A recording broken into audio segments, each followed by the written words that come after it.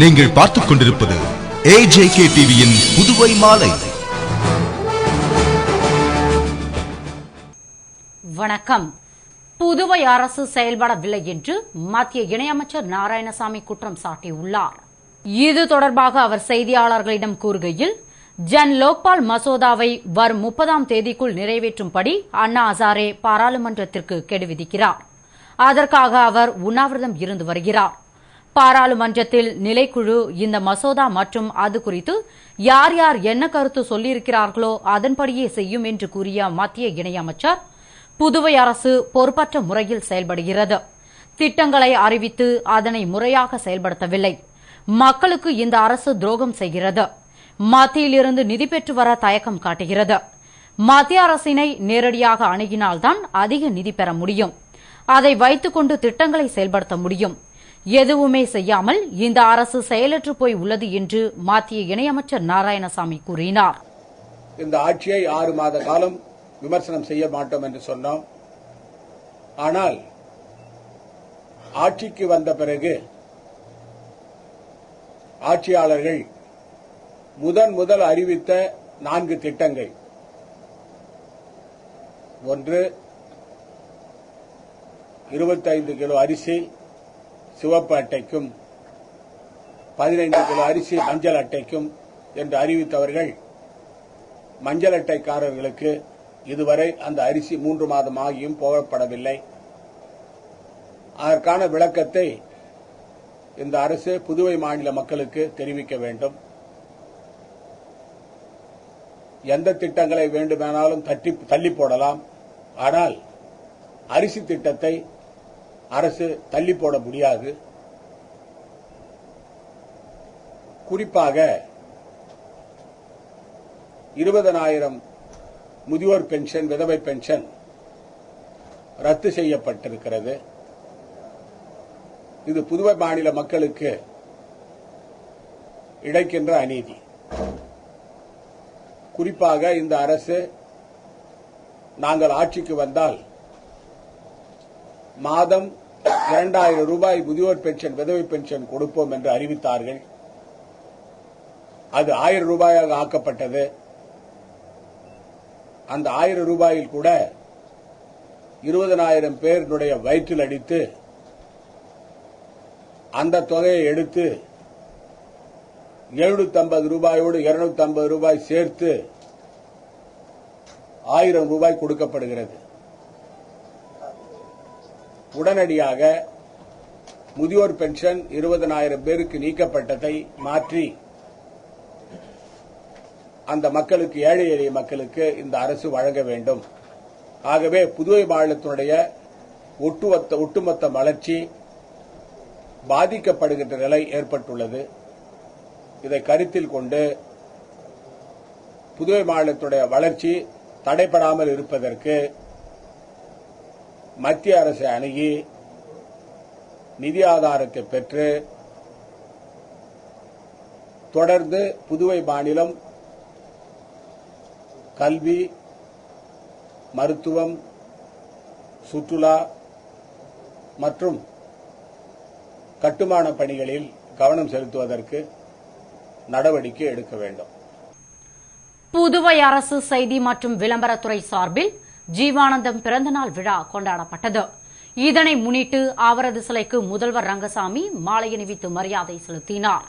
புதுவை அரசு செய்தி மற்றும் விளம்பரத்துறை சார்பில் அமரர் ஜீவானந்தம் பிறந்தநாள் விழா கொண்டாடப்பட்டது. இதனை முன்னிட்டு சாரம் அவைத்திடலில் உள்ள அவரது சிலைக்கு மாலை அணிவிக்கும் நிகழ்ச்சி நடைபெற்றது.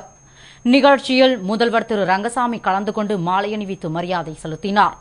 அதனைத் தொடர்ந்து முன்னாள் அமைச்சர் விஸ்வநாதன், முன்னாள் சட்டமன்ற உறுப்பினர் நாரா கலைநாதன், AATUC அபிஷேகம், CPI கீதநாதன் உள்ளிட்டோர் மாலை அணிவித்து மரியாதை செய்தனர்.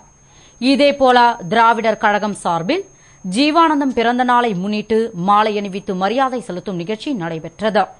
இதில் தலைவர் வீரமணி, செயலாளர் அன்பரசன், துணைத் தலைவர்கள் அறிவழகன், துளசிராமன் மற்றும் பொதுக்குழு உறுப்பினர்கள் கலந்து கொண்டு மாலை அணிவித்து மரியாதை செலுத்தினர்.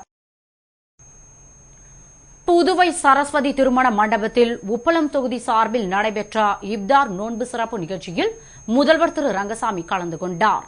புதுவை உப்பளம் தொகுதி புசி வீதி சரஸ்வதி திருமண மண்டபத்தில் முன்னாள் சட்டமன்ற உறுப்பினர் புசி ஆனந்த் தலைமையில் புனிதமிக்க ரமலான் மாதத்தில் இஸ்லாமிய பெருமக்களை கண்ணியப்படுத்தும் வகையில் இப்தார் என்னும் நோன்பு திறக்கும் நிகழ்ச்சி நடைபெற்றது. நிகழ்ச்சியில் சிறப்பு அழைப்பாளராக முதல்வர் ரங்கசாமி, சபாநாயகர் சபாபதி ஆகியோர் கலந்து கொண்டு மக்ரிப தொழுகையில் பங்கேற்று நோன்பு கஞ்சி குடித்தனர். நோன்பு திறக்கும் சிறப்பு நிகழ்ச்சியில் புதுவை அரசு டவுன் காஜி, வக்ஃபு வாரிய செயலாளர்கள், உறுப்பினர்கள், உப்பளம் தொகுதியைச் சேர்ந்த அனைத்து பள்ளிவாசல்களின் மூத்த வள்ளிகள், நிர்வாகிகள், உலமாக்கள், ஜமாத்தர்கள் கலந்து கொண்டு சிறப்பித்தனர். லாரிகளே இல்லாமல் லாரிகள் ஓடும் என்று கூறும் புதுவை கூட்ஸ் டிரான்ஸ்போர்ட் சங்கத்தினை கண்டிக்கிறோம் என்று லாரி உரிமையாளர்கள் சங்க தலைவர் கேசவன் கூறியுள்ளார். பாண்டிச்சேரி லாரி உரிமையாளர்கள் சங்க தலைவர் கேசவன், செயலாளர் Varadaraj, Pondicherry goods lorry owners booking agent சங்க தலைவர் முத்துக்குமாரசாமி, செயலாளர் சவுந்தரராஜன் மற்றும் செந்தில்குமார் ஆகியோர் கூட்டாக வெளியிட்டுள்ள அறிக்கையில், கடந்த 18/8/2011 முதல் தென்னிந்திய மோட்டார் டிரான்ஸ்போர்ட் அறிவித்துள்ள காலவரையற்ற வேலைநிறுத்தத்திற்கு புதுச்சேரியில் முழு ஒத்துழைப்பு கொடுப்பது என்று முடிவு செய்யப்பட்டுள்ளது. ஆனால் புதுச்சேரியில் கூட்ஸ் டிரான்ஸ்போர்ட் சங்க லாரிகள் ஓடும் என்று தெரிவித்துள்ளது. லாரிகள் ஓடும் ஓடாது என்று சொல்வதற்கு அவர்களுக்கு சம்பந்தமில்லை. எங்களிடம்தான் லாரிகள் உள்ளது. நாங்கள் தான் வேலைநிறுத்தம் அறிவித்துள்ளோம். லாரிகள் இல்லாமல் லாரிகள் ஓடும் என்று கூறுவதற்கு அவர்களுக்கு எந்த விதத்திலும் நியாயம் கிடையாது. மேற்கூறிய 2 சங்கங்களும் தென்னக காலவரையற்ற வேலைநிறுத்தத்திற்கு ஒத்துழைப்பு தருகிறோம். நாங்கள் 2 சங்கங்களும் சேர்ந்து இவர்களுக்கு லாரிகளை கொடுத்தால்தான் இவர்கள் சரக்குகளை வெளியூர்களுக்கு அனுப்ப முடியும் என்று அவர்கள் கூட்டாக வெளியிட்டுள்ள அறிக்கையில் கூறியுள்ளனர். கூட்ஸ் டிரான்ஸ்போர்ட் அசோசியேஷன்ல என்ன முடிவெடுத்திருக்காங்கன்னு சொன்னா, நாங்கள் இந்த வேலை நிறுத்தத்தில் கலந்து கொள்ள மாட்டோம். மேலும் புதுவையில் லாரிகள் ஓடும். அங்கதான் வேடிக்கை. புதுவையில் லாரிகள் ஓடும் சொல்றதுக்கு இவங்களுக்கு லாரி ஏது? இவங்களுக்கு லாரி கிடையாது.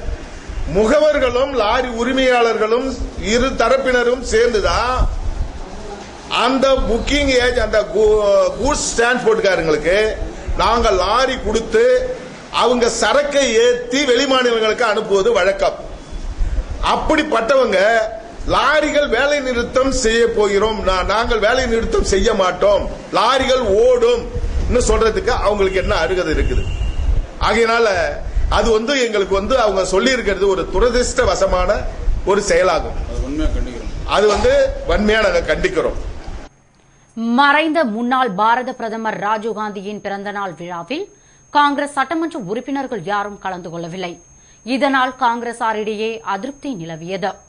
புதுவை காங்கிரஸ் கட்சி அலுவலகத்தில் மாநில தலைவர் ஏ.வி. சுப்பிரமணியன் தலைமையில் மறைந்த முன்னாள் பாரத பிரதமர் ராஜீவ்காந்தியின் பிறந்தநாள் விழா கொண்டாடப்பட்டது. இந்த விழா துவங்கி முடிவடையும் வரையில் காங்கிரஸ் சட்டமன்ற உறுப்பினர்கள் யாரும் வரவில்லை. ஆனால் விழா முடிவடையும் தருவாயில் சட்டமன்ற உறுப்பினர் மல்லாடி கிருஷ்ணராவ் மட்டும் அங்கு வந்தார். அதன்பின் காங்கிரசார் அனைவரும் ராஜீவ்காந்தி சிலைக்கு மாலை அணிவிக்க சென்றனர். அங்கும் காங்கிரஸ் சட்டமன்ற உறுப்பினர்கள் வரவில்லை. எனவே காங்கிரஸ் சார்பில் பதவி பெற்றவர்கள் யாரும் விழாவிற்கு வராததால் காங்கிரசாரிடையே அதிருப்தி நிலவியது. அன்னை சோனியா காந்தி பூரண நலம் பெற வேண்டி அங்காள பரமேஸ்வரி ஆலயத்தில் காங்கிரஸ் ஆதி திராவிட நலப்பிரிவு சார்பில் நடைபெற்ற சிறப்பு பூஜையில் மத்திய அமைச்சர் நாராயணசாமி கலந்து கொண்டார். அமெரிக்காவில் சிகிச்சை பெற்று வரும் அகில இந்திய காங்கிரஸ் தலைவி அன்னை சோனியா காந்தி பூரண நலம் பெற்று இந்தியா திரும்பி மக்கள் சேவை புரிந்திட வேண்டும் என்று காங்கிரஸ் ஆதி திராவிடர் நலப்பிரிவு சார்பில் சின்ன சுப்ராய பிள்ளை வீதியில் உள்ள அங்காள பரமேஸ்வரி கோவிலில் சிறப்பு பூஜை நடைபெற்றது. காங்கிரஸ் ஆதி திராவிடர் பிரிவின் தலைவர் மாரிமுத்து, துணைத் தலைவர் வீரமுத்து தலைமையில் நடைபெற்ற பூஜையில் மத்திய இணையமைச்சர் நாராயணசாமி, காங்கிரஸ் மாநில தலைவர் ஏ.வி. சுப்பிரமணியன், துணைத் தலைவர் பாலாஜி, முன்னாள் சட்டமன்ற உறுப்பினர் ஜெயமூர்த்தி, வட்டார காங்கிரஸ் தலைவர் ஏ.கே.டி. ஆறுமுகம் மற்றும் கட்சி நிர்வாகிகள் கலந்து கொண்டனர். பூஜையில் கலந்து கொண்ட அனைவருக்கும் பிரசாதம் வழங்கப்பட்டது. புதுவை அரசு அதிக நிதி பெற மத்திய அரசை அணுகவில்லை என்று உருளையன்பேட்டை தொகுதியில் நடைபெற்ற பரிசளிப்பு விழாவில் மத்திய இணையமைச்சர் நாராயணசாமி பேசினார். பெருந்தலைவர் காமராஜர் மற்றும் முன்னாள் பாரத பிரதமர் ராஜீவ்காந்தி ஆகியோரின் பிறந்த நாளை முன்னிட்டு 2010-2011 கல்வியாண்டில் 10 மற்றும் 12ஆம் வகுப்பு பொதுத் தேர்வில் அதிக மதிப்பெண் பெற்ற உருளையன்பேட்டை தொகுதியைச் சேர்ந்த மாணவ மாணவியருக்கு பாராட்டு விழா ரோஸ்மா திருமண நிலையத்தில் நடைபெற்றது. விழாவிற்கு பிரதேச காங்கிரஸ் கமிட்டி மாநில செயற்குழு உறுப்பினர் ராஜன் தலைமை தாங்கினார். புதுவை மாநில இளைஞர் காங்கிரஸ் பொதுச் செயலாளர் சாம்ராஜ் முன்னிலை வகித்தார். மாண்புமிகு மத்திய அமைச்சர் நாராயணசாமி மற்றும் பிரதேச காங்கிரஸ் கமிட்டி தலைவர் ஏ.வி. சுப்பிரமணியன் ஆகியோர் சிறப்பு விருந்தினர்களாக கலந்து கொண்டு மாணவர்களுக்கு ரொக்கப் பரிசு மற்றும் சான்றிதழ்களை வழங்கி பொன்னாடை போர்த்தி வாழ்த்தினார். அப்போது பேசிய மத்திய இணையமைச்சர் திரு நாராயணசாமி, புதுவை மாநிலம் சிறிய மாநிலம் என்றாலும் கல்வியில் சிறந்து விளங்குகிறது. இதற்கு முந்தைய காங்கிரஸ் அரசே காரணம். அந்த அளவிற்கு மாணவர்களை ஊக்குவித்து இந்தியாவிலேயே முதல் முறையாக மருத்துவக் கல்வியை இலவசமாக வழங்கியது. இந்த பெருமையும் காங்கிரஸ் கட்சிக்கே சேரும். காங்கிரஸ் ஆட்சியின் போதுதான் புதுவைக்கு மத்திய அரசிடமிருந்து அதிக நிதி பெறப்பட்டது. ஆனால் தற்போதைய அரசு குறைந்த நிதியை பெற்றுள்ளது. இதற்கு காரணம் என்னவென்றால் புதுவை அரசு மத்திய அரசை அணுகாததே என்று பேசிய அவர், புதுவையில் தற்போது உள்ள அரசு அமைச்சர்களையும் சட்டமன்ற உறுப்பினர்களையும் பணி செய்ய விடாமல் தனது கட்டுப்பாட்டிலேயே வைத்துள்ளது. இதனால் மக்கள் பணிகள் ஒழுங்காக நடைபெறவில்லை. மக்களுக்கு எதிராக இந்த அரசு செயல்பட்டால் நாங்கள் சும்மா இருக்க மாட்டோம் என்று பேசிய அவர், மாநில அரசு மத்திய அரசு கதவை தட்டினால்தான் அதிக நிதி பெற முடியும் என்று பேசினார். விழாவில் காங்கிரஸ் தலைவர் திரு ஏ.வி. சுப்பிரமணியன், முன்னாள் அமைச்சர் காந்திராஜ், கதிர்காமம் வட்டார காங்கிரஸ் தலைவர் திரு ஏ.கே.டி. ஆறுமுகம், காங்கிரஸ் செய்தி தொடர்பாளர் வீரராகவன், இளைஞர் காங்கிரஸ் பொதுச் செயலாளர் சாம்ராஜ், முன்னாள் கவுன்சிலர் ராஜன் உள்பட இளைஞர் காங்கிரசார் மற்றும் காங்கிரசார் பலர் கலந்து கொண்டனர். இத்துடன் செய்திகள் நிறைவடைகின்றன. வணக்கம்.